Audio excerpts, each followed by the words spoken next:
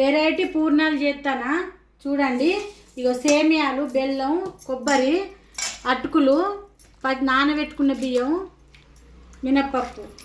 వెరైటీగా ఉంటుంది. ఎప్పటికి ఒకేలాగా పప్పుతోటి ఒకేలాగా కాదు. పిల్లలు వెరైటీగా చేసి పెట్టాలి. మా పిల్లలు అడుగుతారు వెరైటీగా చేసి పెట్టు మమ్మీ అని. వెరైటీగా చేస్తానో చూడండి. గిన్నె పెట్టుకొని గిన్నె వేడైనాక వేపుకోవాలి. కొద్దిగా అంతా ఆయిల్ వేసుకొని కొద్దిగా ఆయిల్ ఇవి వేపుకోవాలి. ఇట్లా ట్రై చేయండి ఒక్కసారి, మంచిగా సూపర్ టేస్ట్ ఉంటాయి. మీ పిల్లలు కానీ మీ భర్త కానీ మంచి హ్యాపీగా తింటారు. ఇట్లా ఊకే ఒక్క తీరుగా పప్పుతోటి కాకుండా ఇట్లా వెరైటీ కూడా చేయాలి అప్పుడప్పుడు వాళ్ళకి. మనం కలర్ వచ్చేంత, గోల్డ్ కలర్ వచ్చేంత వరకు వేపుకోవాలి. ఇవి మనం తింటే మంచి ఇది గోల్డ్ కలర్ రావాలి, మంచిగా ఏగితే టేస్ట్ ఉంటాయి. ఇవి మంచిగా ఏగినాయి. ఇలా వేడి నీళ్ళు పోసుకోవాలి. ఇప్పుడు మనం ఇలా వేడి నీళ్ళు పోసుకొని ఉడికించుకోవాలి.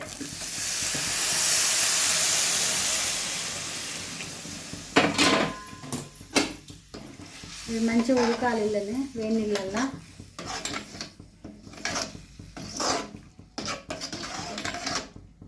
పచ్చి కొబ్బరి ఇది మిక్సీ పట్టుకోవాలి. మనం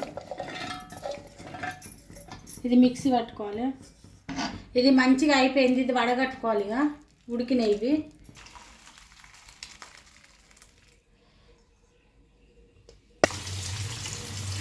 అడగపోతే ముద్ద ముద్ద అవుతుంది.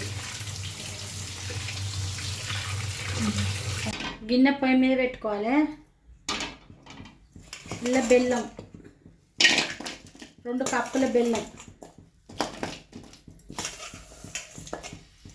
కొబ్బరిలో 4 ఇలాచీలు వేసి పట్టుకోవాలి. 4 ఇలాచీలు వేసి పట్టినాయి ఇలా పచ్చి కొబ్బరిలో.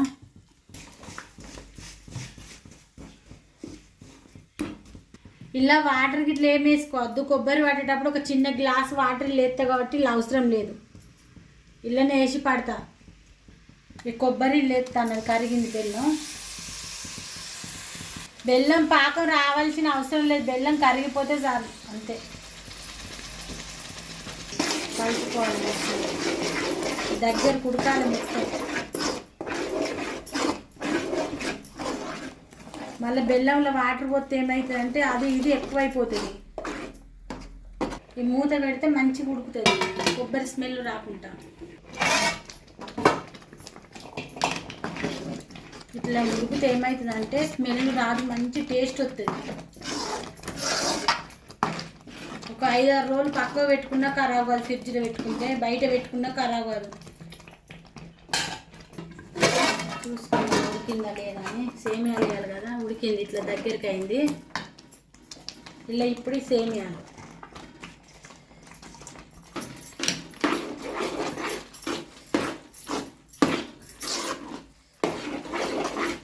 ఎంత మంచి స్వీట్, ఎంత టేస్టీగా ఉంటుందంటే అసలు ఒక్కసారి తింటే మళ్ళీ చేసుకోవాలని పానం కొట్టుకుంటుంది. అంటే అంత టేస్టీగా ఉంటుంది.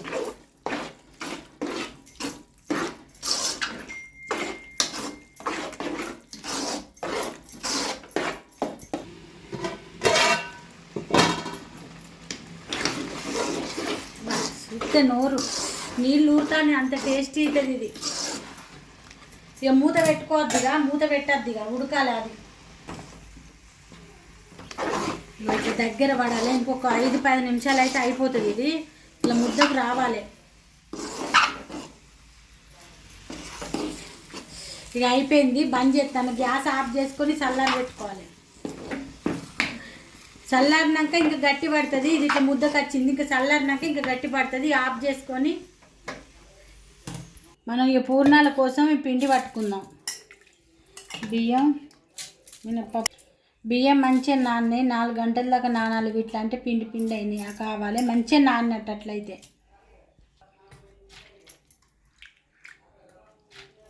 మినప్పప్పు, అటుకులు మిక్సీ పట్టుకోవాలి. ఇవి మిక్సీ పట్టుకోవాలి. ఇట్లా ఇది చల్లారింది. గిన్నె పెట్టిన వేడైతుంది. ఇలా కొద్దిగా సాల్ట్ వేసుకొని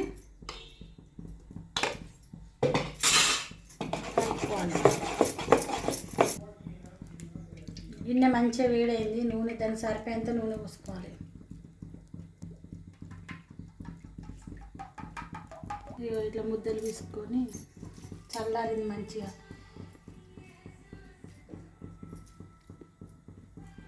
అన్నిట్లా ముద్దలు పిసుకోవాలి చిన్న చిన్న బాల్స్ లాగా. ఇప్పుడు సింపుల్గా వేసుకోండి, ఏం లేదు. నూనె మంచిగా వేడైంది.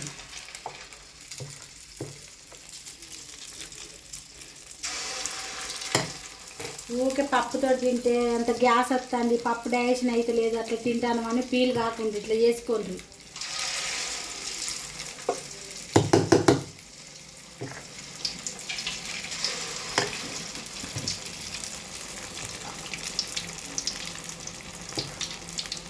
మన ఇంటికి ఎవరైనా చుట్టాలు వచ్చినప్పుడు ఇట్లా వెరైటీ చేసి పెడితే వాళ్ళు మంచి ఆనందపడతారు.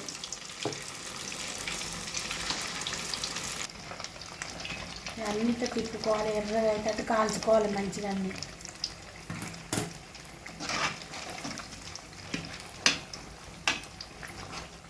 ఇక అన్నీ మంచిగా ఇట్లా గోల్డ్ కలర్ ఇట్లా రావాలి, కాలుని మంచిగా.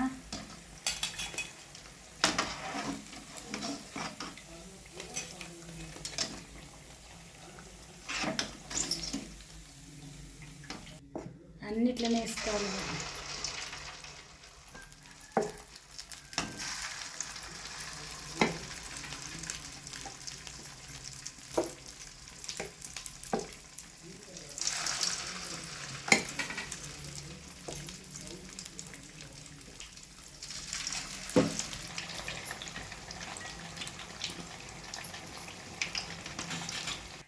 అయిపోయినాయి, గ్యాస్ ఆఫ్ చేసుకోవాలి. వెరైటీ పూర్ణాలు ఇవి టేస్ట్గా ఉంటాయి. చూడండి ఎంత మంచి పూర్ణాలు వచ్చినాయో, ఎంత మెత్తగా సున్నితంగా ఎంత బాగున్నాయో చూడు. మంచి టేస్టీ పూర్ణాలు మీరు తప్పకుండా ట్రై చేయండి. లైక్ చేయండి, షేర్ చేయండి, సబ్స్క్రైబ్ చేయండి.